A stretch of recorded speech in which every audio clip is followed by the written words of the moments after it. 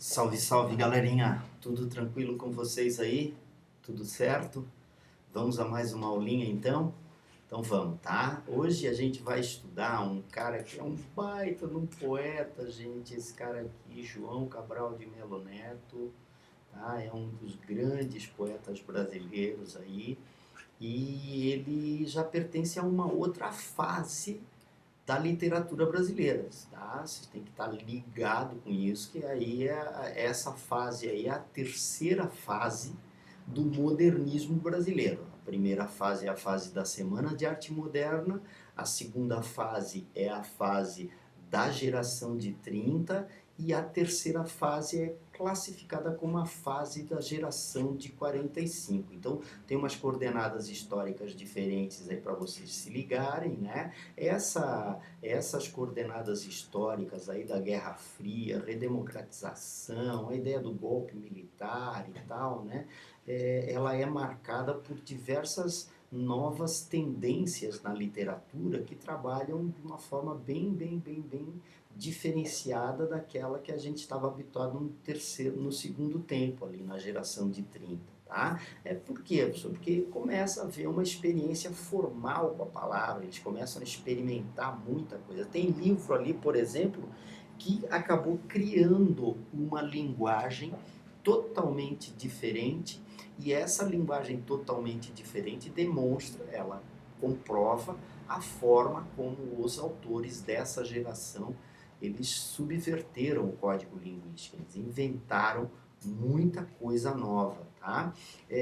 Há um aprofundamento da abordagem psicológica também, né, que já vinha sendo traçado pelos personagens, pelos autores da geração de 30, se a gente for analisar, por exemplo, o grande Graciliano Ramos é o mestre da análise psicológica.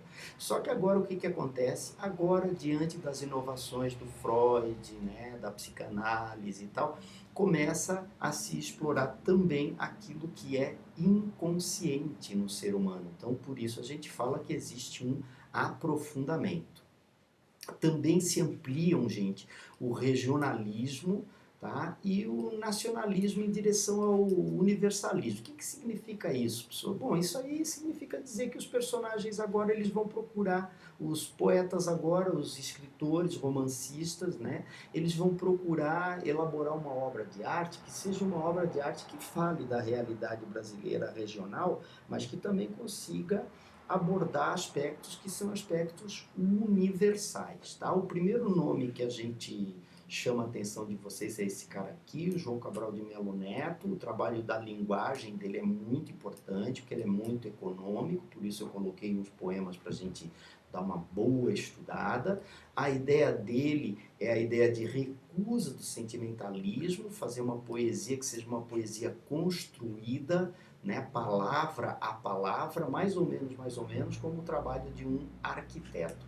E uma das grandes obras dele, que frequentemente aparecem aí, é Morte e Vida Severina, de que a gente vai falar ao longo da nossa aulinha. Mas a princípio vamos pegar essa geração de 45 aí e perceber as novidades, que são as novidades trazidas pelo período, tá? Que a gente fala aí, é um período de 1945, o período de 1945 é muito importante, porque esse período de 1945 ele está marcado pela explosão da bomba atômica e do terror nuclear depois da bomba, né? Tem muita gente que diz que os norte-americanos já tinham ganho aquela guerra ali contra os japoneses, ainda assim fizeram questão de explodir as duas bombas para demonstrar que tinham finalmente desenvolvido a energia nuclear com a ajuda do Oppenheimer, o alemão, o engenheiro alemão, né, do nazismo,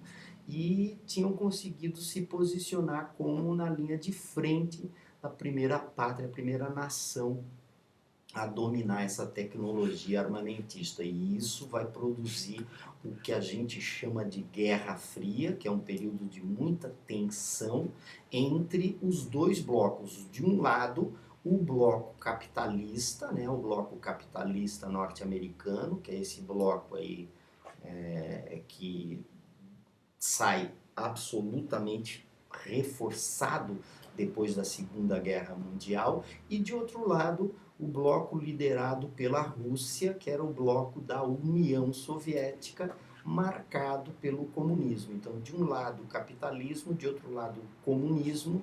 Esse período de alta tensão ficou conhecido como a Guerra Fria. E esse texto aqui, que é um pedacinho do poema Nosso Tempo, do glorioso Carlos Drummond de Andrade, dá bem a dimensão. Este é tempo de partido, tempo de homens partidos, tá? Ao mesmo tempo que a gente tem essa dualidade grande, gente, é de 1945 a fundação da Organização das Nações Unidas. Aconteceu em 1945, lá nos Estados Unidos. E hoje a gente tem essa configuração aqui. A configuração, as Nações Unidas, os poderosos mesmo na Organização das Nações Unidas são esses 5 países aí que são permanentes, tá? Todo o resto é, digamos assim, é dispensável. Esses aí são os caras que mandam no campinho, né? A Grã-Bretanha, a Rússia, Estados Unidos, França e China. Mas a fundação da ONU naquele período, nota que é um momento assim de esperança, né? Esperança dessa novidade aí, tá? Agora, o contexto histórico brasileiro, ele verdadeiramente é marcado pela queda da ditadura do Estado Novo, capitaneada, liderada pelo glorioso Getúlio Vargas, né? Fizeram eleições e adivinha quem ganhou? O general Eurico Gaspar Dutra. Olha só, o Estado Novo era uma ditadura militar. Aí fazem uma eleição, na eleição estão participando quem? Militares. E aí quem ganha?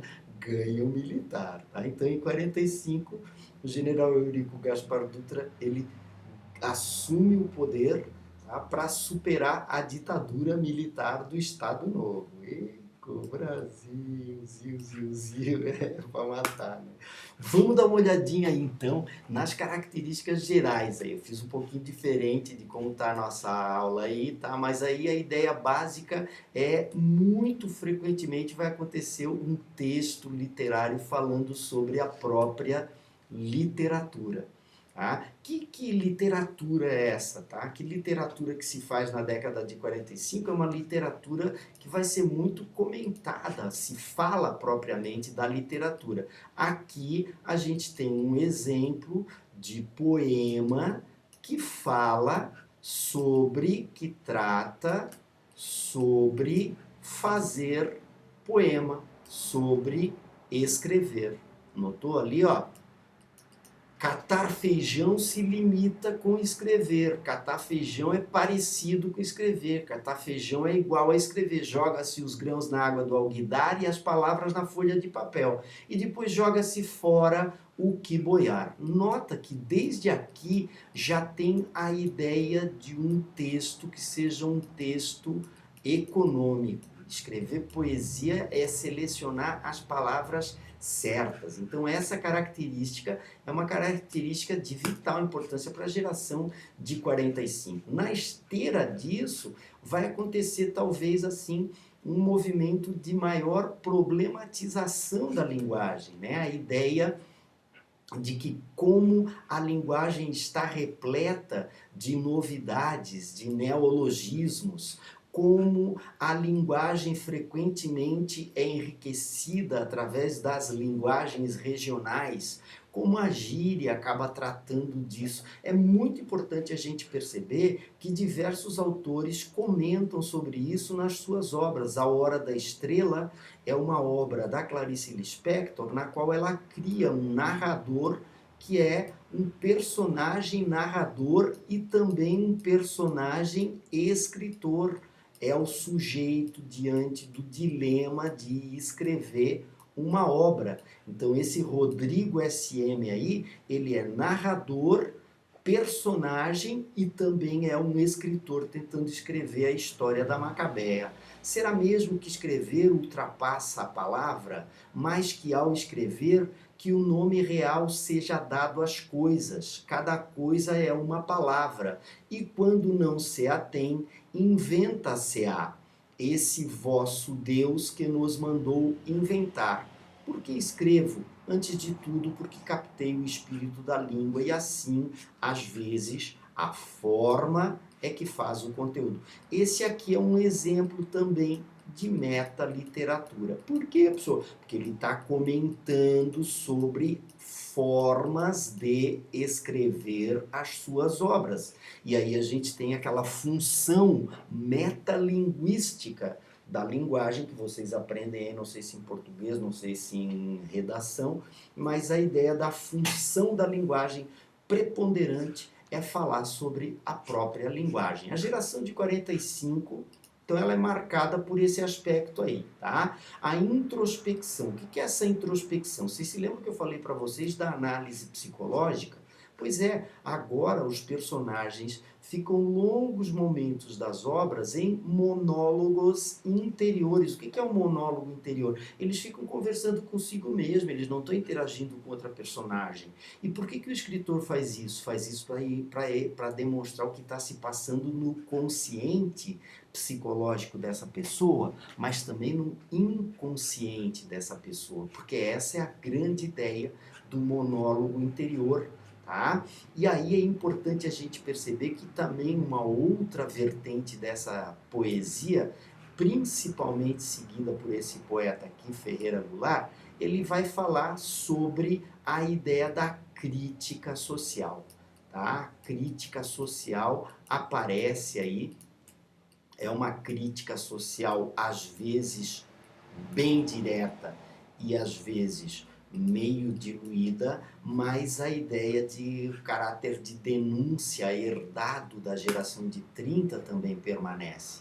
Acontece aqui o que a gente chama de neorregionalismo, tá? Esse neorregionalismo é a volta aos temas regionalistas, mas o interessante é a gente perceber que com um outro viés, com um outro jeito. Que outro jeito, pessoal? É que a partir desse momento eles começam a explorar a ideia de que não interessa se o sujeito more no Cafundó do Judas, no interior do sertão brasileiro, não interessa se ele mora em Paris, ele vai ser um ser humano pressionado, oprimido pelas mesmas ansiedades, pelas mesmas angústias de qualquer ser humano no mundo. E isso aí diz respeito à universalidade. O meu personagem do interior, ele também é um personagem do universo, do mundo inteiro, tá? Porque ele é um ser humano com as mesmas angústias, as mesmas dores, os mesmos desejos de todo e qualquer ser humano.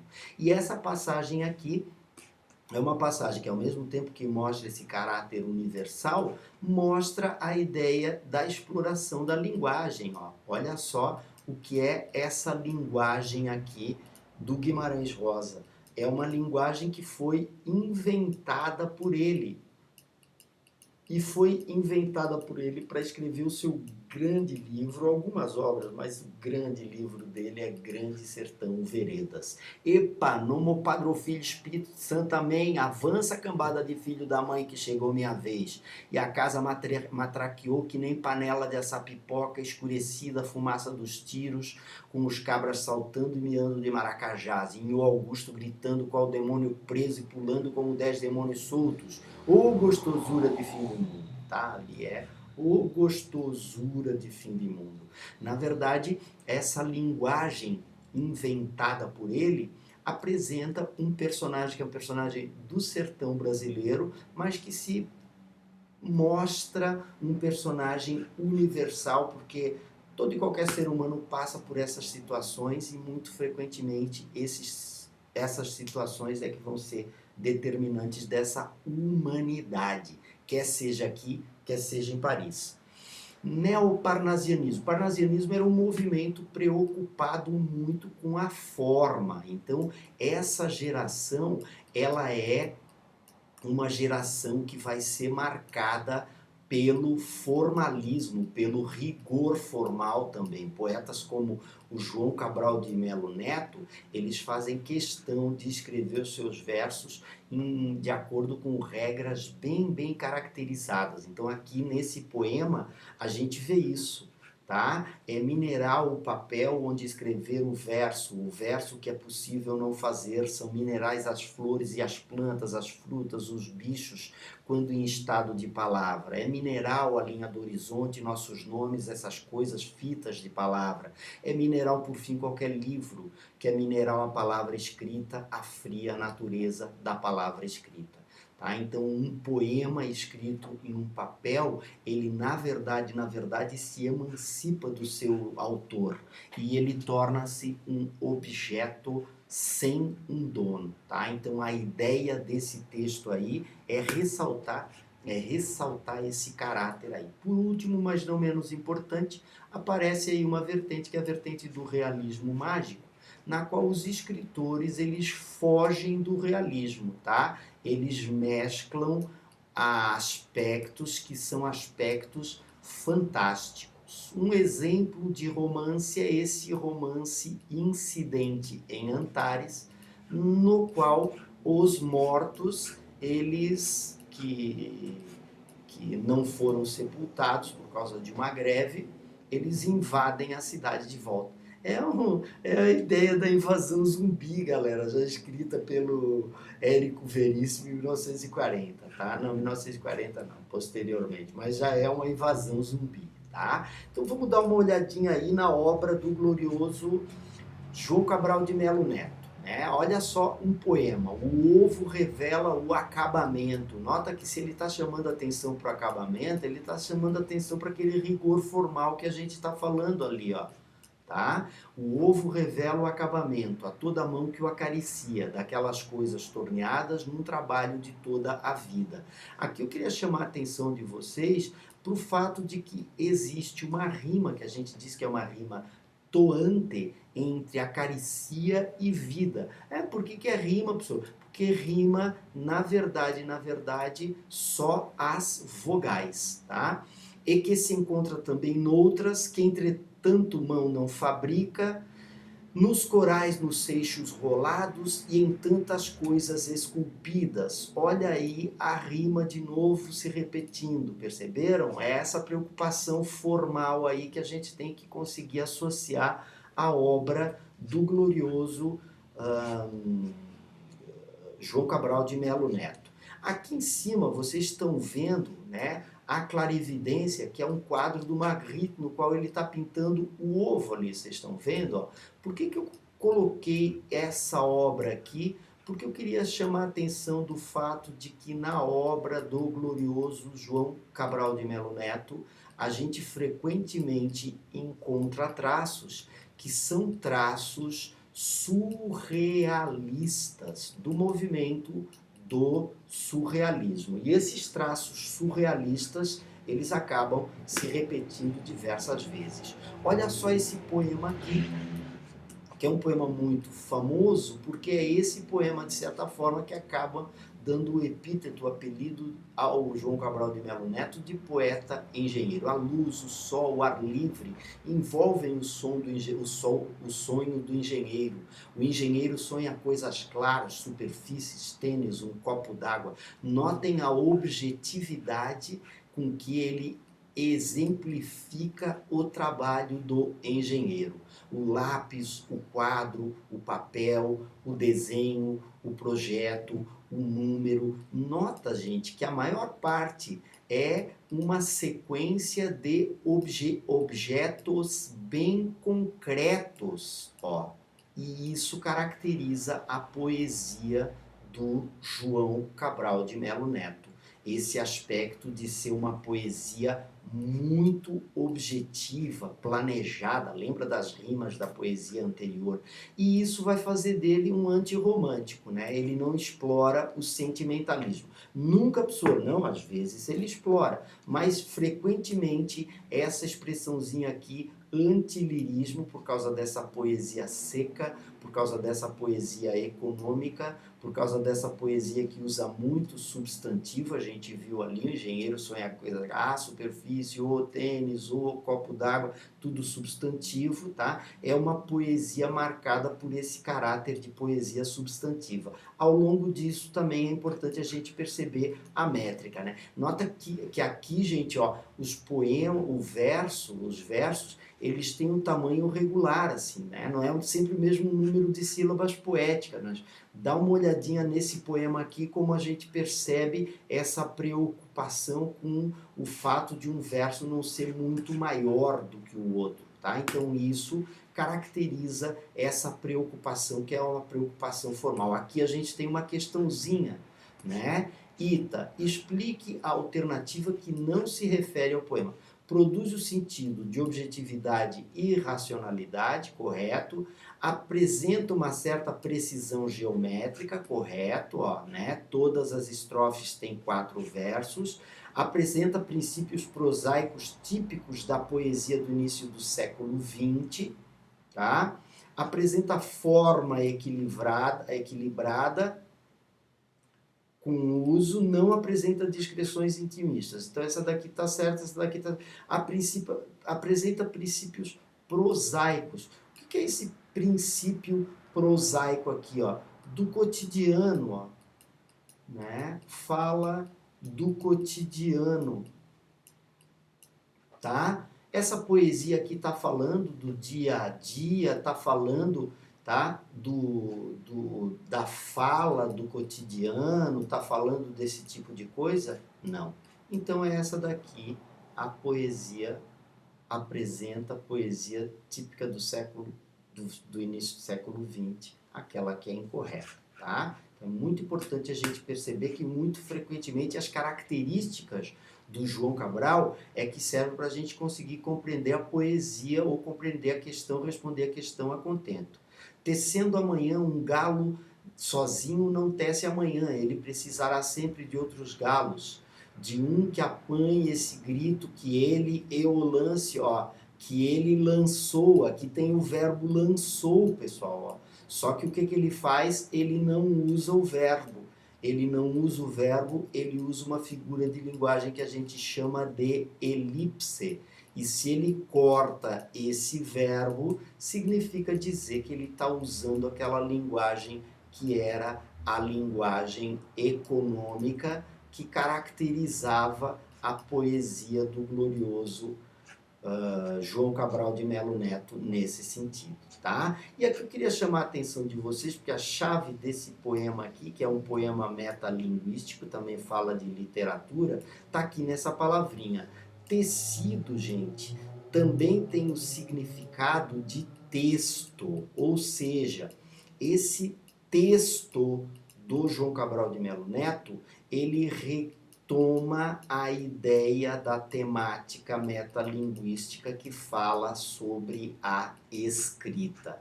Esse neologismo aqui, entretendendo, tem a ideia de entendendo, que tem a ver com o texto, e tem a ideia de entretecer, tá? Então é importante a gente perceber que é uma poesia difícil, não é fácil não, e é fundamental a gente estar bem preparado aí para responder. Tá aqui uma questãozinha sobre o poema Tecendo Amanhã, analisa as afirmativas e depois apresenta a sequência correta. Vamos ver só as afirmativas. O poema revela a face mais lírica e menos objetiva do poeta modernista na evocação da concepção mágica e propiciatória. Tá certo, ó. Vocês se lembram que eu falei para vocês? Nem sempre ele é antilírico. Nesse poema aqui ele está dizendo que tecer uma manhã, para tecer uma manhã, é preciso, é necessário, né? É necessária a colaboração de todos os galos. Um galo sozinho não tece uma manhã, né? E é importante a gente perceber que no poema, o poema tem esse sentimento mais lírico e menos objetivo, tá? É possível assegurar que o poeta João Cabral de Melo Neto realiza plenamente, tecendo amanhã seu projeto de impessoalidade. Não, acabei de dizer que aqui ele está mais emotivo. As metáforas da manhã e da luz balão representam o próprio poema, sinônimos ainda de tela, tecido, tenda, aquilo que eu falei lá para vocês sobre tecido, né? Aqui o final que se eleva por si, luz balão. Isso aqui, na verdade, é o poema que se eleva, tá? E a última, no poema, referência direta ao ditado popular, uma andorinha só não faz verão. Não tem essa referência, é uma referência indireta, tá? Então toma cuidado com isso. E aqui tem outra obra dele também, que é a obra Morte e Vida Severina. Essa daqui vocês têm que tomar muito cuidado, porque ela é muito comum nas questões que fazem para vocês, tá? Vamos dar uma olhadinha aqui. Primeiro, nesse aspecto aqui, eu queria chamar a atenção de vocês, ó, tá? Morte e Vida Severina, teatro. Ah, por que, pessoa, que está sendo lido no teatro? Não, é porque isso aqui é um auto, e um auto é uma peça teatral. É muito importante vocês se ligarem nesse conjunto de características que eu coloquei aqui, ó. Trata-se de um auto natal, é uma forma teatral. Então, a ideia aqui é que o gênero vai ser também um gênero dramático, porque é o gênero do texto que foi feito para ser encenado. Natal por quê? Porque fala do nascimento de um Jesus severino. Universalidade por quê? Porque o culto cristão ele já é universalizado no mundo inteiro, né? Tem um monte de referências que são em outros lugares, em outros espaços, que também cultuam o cristianismo. O texto é um texto escrito em versos, vocês têm que se ligar, grande parte desses versos é verso redondilho, de 7 sílaba poética, de 5 sílaba poética, e esse aí é um exemplo do caráter formal, do rigor formal da obra do glorioso João Cabral de Melo Neto. Um outro detalhe igualmente importante é a ideia do trajeto que o personagem faz. O personagem sai do sertão nordestino, onde ele só está vendo morte, e vai até o Recife procurando a vida, e no caminho ele só encontra a morte, né? E ele está querendo um trabalho para conseguir sobreviver, mas ele só encontra a morte. Então ele vai se locomovendo pelo sertão enquanto vai encontrando a morte. Quando chega lá no final, tá? Lá no final ele encontra o nascimento do Jesus Severino, e esse nascimento é um traço de esperança em uma obra cuja marca maior é essa oposição entre morte e vida. Por último, não posso deixar de falar isso para vocês, Morte e Vida Severina, eu e vocês conhecemos Severino com letra maiúscula, que é o quê? É um nome próprio, é um substantivo próprio. Mas aqui, Morte e Vida Severina, essa palavrinha que é um nome próprio, ela virou um adjetivo, tá? E esse é um exemplo dessa economia da obra do glorioso João Cabral de Melo Neto. Enchi o saco de vocês com glorioso hoje, hein, pessoal? Mas é assim mesmo, né? Só para vocês saberem, é um dos grandes autores aí da obra da literatura brasileira, tá, meus queridos? Um beijo grande para vocês, obrigado pela força por estarem assistindo as aulinhas aí, e a gente volta na semana que vem. Boa semana, povo! Até mais!